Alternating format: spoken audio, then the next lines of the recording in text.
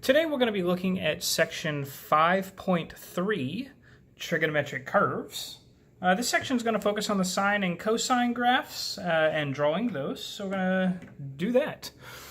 So the sine and cosine graphs are given by the functions y equals a sine of k times x minus b, and y equals a cosine of k times x minus b, where k is greater than 0. These functions have amplitude absolute value of a, right? A is that multiplier out in front here. And that amplitude is the height of our graph from the center up to the top or from the center down to the bottom. It has a period of 2 pi over k. K is that multiplier on the inside of here cosine and over here sine. And again, that period is 2 pi divided by k.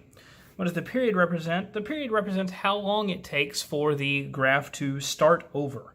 So if we start here and we get back to that same position, we are at this spot. And so that total length here is the period. We may also think of the period as the distance from a peak to the other peak or the valley to another valley. The last part of these functions is that horizontal shift b, which is also called a phase shift. And that horizontal shift b is just how much the graph translates from left to right. And that's given here. So if we have for the function y equals a times sine of k times x minus b, this b transitions the function to the right by that value of b. Sine starts at 0, 0. So from here to here is that horizontal distance b, that phase shift. We're going to go over two examples of drawing cosine and sine functions that are similar to these.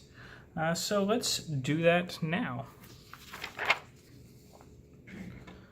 The first example says to find the amplitude and the period of the function y equals -6 plus cosine of 4 pi x. Now the first thing we may notice is that the amplitude, a, here is 1, right? We're looking for the multiplier in front of the cosine function, so we just have a 1 right here. This -6 out in front is being added or subtracted. That's just going to shift the graph up or down. So our amplitude is 1, which again says from the center of the graph up to the top or the center to the bottom, we have a distance of 1. Before we start drawing this, we also would want to know what the period is. So our period is 2 pi divided by k. In this case, that is 2 pi divided by, and k here is that 4 pi. And if we do 2 pi divided by 4 pi, we get 1/2. So the period here is 1/2. So if we start to draw our function, where's a good place to start? Well, usually x equals 0. Especially if we have no phase shift here, then x equals 0 is a good place to start. So if x is 0, cosine is usually... It is positive 1 when x is 0. But we have a -6 being added on the outside, or being subtracted on the outside. So we move the whole graph down 1, 2, 3, 4, 5, 6. But cosine starts at positive 1, so here that would be a -5, since we shift everything down 6 units.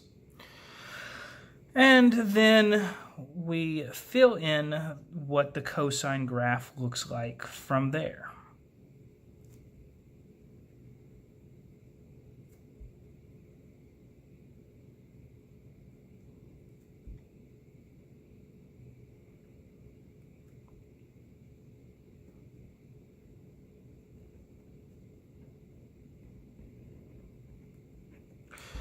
And we've drawn our sketch. Now to fill in the horizontal axis here. We've already talked about the vertical axis.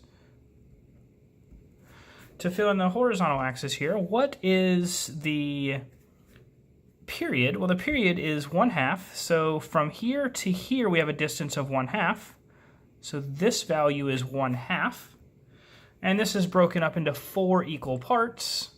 So this is 1/8, 2/8, which is 1/4, and 3/8, and then 4/8, which is 1/2. So we've now successfully drawn our function, -6 plus cosine of 4 pi x. And we will move on and do our second problem, which is example 2 here. Find the amplitude, period, and phase shift, which again is just another phrase for horizontal shift, of the function y equals 2 sine of 1/4 times x plus pi over 3. So we want to find the amplitude. And the amplitude is the absolute value of the multiplier in front of sine. That multiplier is 2, and the absolute value of that is 2. The period is 2 pi over k, which is 2 pi over, and here k is 1/4, right? That's the multiplier inside the sine. So we divide by 1/4. Division by 1/4 is the same as multiplication by 4. So 2 pi times 4 is 8 pi. And finally, we have the phase shift, which is equal to, well, that's the amount that we move horizontally. That's the addition or subtraction on the inside. Usually it's x minus b, so x minus b moves the function to the right b units. If we have a plus, that's going to move it to the left b unit, so the phase shift is actually a negative pi over 3. So we go to draw this. We don't have any vertical shift up or down, so we're going to start in the center here. And our amplitude is 2, so along the y-axis, going from -2 to +2 is a good choice when we're drawing this. Along the horizontal axis, we need to have a period of 8 pi, so I need to go out at least 8 pi here. 2, 3, 4, 5, 6, 7, and 8. This will be 8 pi. This is pi. Let's do 2 pi, 3 pi, 4 pi, 5 pi, 6 pi. Okay. And now when we go to draw the graph, we have everything we want except for this phase shift moves everything to the left pi over 3 units. So normally, sine of 0 is 0. So normally the sine function starts at 0, 0. But this phase shift says that we move it to the left pi over 3 units. So really, we start here. And then everything gets moved to the left pi over 3 units. So if we have a period of 8 pi, that means we're just to the left of 8 pi when we get back to the same spot here in the graph or in the cycle. But again, we move to the left pi over 3 units from 8 pi. Then we break this down into fourths, right? Into a fourth of the way through the cycle, and that'll tell us where our maximum is. If the period is 8 pi, that would usually put the maximum at 2 pi, but again, everything is shifted to the left by pi over 3, so I'm just slightly to the left of 2 pi. And then I'll be slightly to the left of 4 pi, and slightly to the left of 6 pi. And we can draw in